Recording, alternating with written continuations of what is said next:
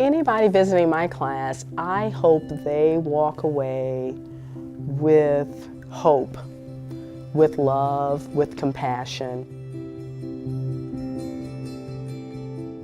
There is not a person that you could find who's more dedicated than Sharon. She wakes up in the morning and she's here early. I call her and say, hey, she said, I'm at school, or I'm on my way to school. Or I call her in the evening, she said, well, I'm still at school, I'm at the after school program, I'm coaching some kids doing this. So dedication is what really makes her a strong teacher.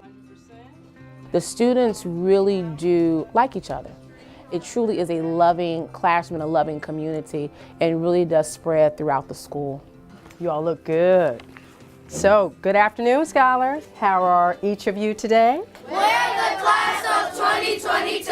We're bright stars. We know exactly what to do. We're focusing on a mission, so no further delay. Thanks for asking to have a terrific day. 1, 2, 3, fifth grade magic. 1, 2, 3, fifth grade. Just watching those teachers and principals that I met in my early 20s teach Langston Hughes and Gwendolyn Brooks, having students stand and recite those poems first thing in the morning. To see African American students take responsibility and to take ownership of their own culture is very, very important.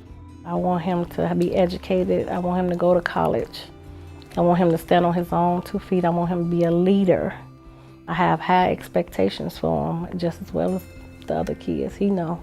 Like I said, I have 5 college graduates, and he's well on his way. I want to thank her for believing in me. When we would come home with another degree or another award or something, my mom would always kind of humble us by saying, go help someone else's child. Go and do something for someone that looks like you and help them to get into those same institutions. It's all about access. It's all about access, and it's about not forgetting where you come from. She's selfless. She thinks about us before she thinks about herself, and she always cares about her students. Each time I talked to her, she was applying for something new, soliciting some new donor, building a partnership with her principal or with somebody else in her school to get more for her students and to be a real advocate for her students. And I think that's what makes Sharon embody Teach for America.